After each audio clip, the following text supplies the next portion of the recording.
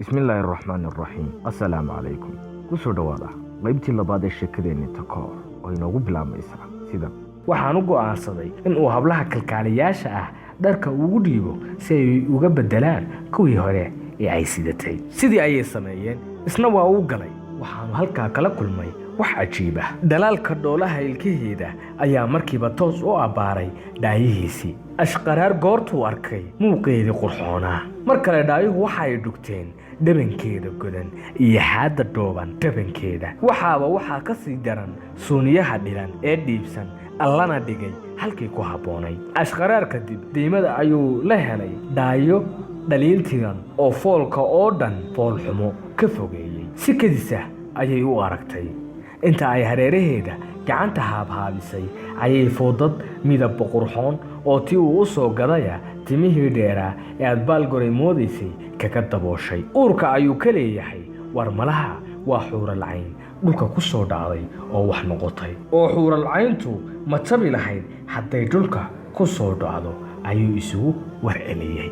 astakfirullah allow noo dambi dhaaf bal waxaanu ku hadlayno daya sidaas ayuu ku tiraabay markiiba waxa ay hadal qabow ku tiri soo dhawow walaalo codka ayaaba ka macaan muuqa guudkeeda waxaabuu is idhi may dhowr jeer oo kalena ku tidhaahdo alla wanaagsanaa inantu tani ma aha mid la sii daayo allow aanay cidba igu qabsan oo bilaa reer noqotaa war miyaad waalan tahay ma qof bilaa reera ayaa jira isaga ayaa sidii wax waalan kolba su'aal isweydiinaya waxa uu ka baqayaa boqoradda inuu waayo isaga oo maanta laydheeda caashaq saaqday iska waran ayuu ku bilaabay isagoo codkiisa laga dareemayo gariir iyo naxdin aan xad lahayn waxaana dhex maray hadal kooban sidan ayaanu ku bilowday iska waran walaalo waan fiicanahay hadda maxaad dareemaysaa wanaag alxamdulilaah weeyaan walaalo waanaad ku mahadsan tahay inta aadi garab siisay waxa aad moodaa hadalka in laga gadayo oo kolba waa loo soo koobaya waxa uu isku dayayaa inuu hadalka sii wado si uu codkeeda isaga dhuuxo waynu isku leenahay walaalo laakiin adiga yaa sidan kuu galay walaalo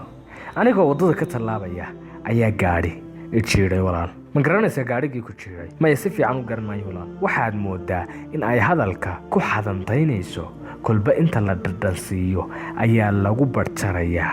alla muxuu qalbigu rogmanaya waxa uu rabaa inuu hadalka sii wado waxa uu furay su'aalo kale oo badan qoyskiinni ma garan aan kuu wacee si ay kuugu imaadaan waxa uu ka baqayaa in ay haa dhahdo oo ka fogaato talo maxay odhan ayuu uurka ka leeyahay faamligee walaalo maanaa garanayaba yaa garanayaa waa ku sidee walaalo reerkiinni ma xasuusatid reerka iyo waxaad ka sheekaynayso ma aqaan walaal aad ayuu la yaabay hadalkaa dhan waa uu farxay oo is yidhi boqoraddan maalmay midigtaada sii ahaan dhanna waxa uu is yidhi siday suuragal ku tahay in aad hayso qof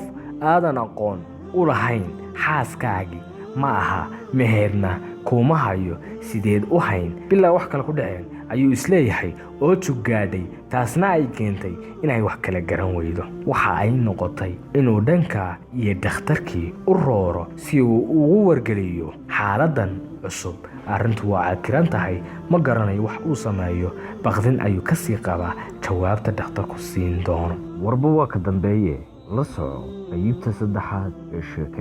sheekadanna waxayna la wadaagay bahda dhigaal ayagana qoriddeeda u qalab qaatay intaynu sheekadan mid lamida ku kulmi doono waxaan idinkaga tegaynaa sidaas iyo nabadgelyo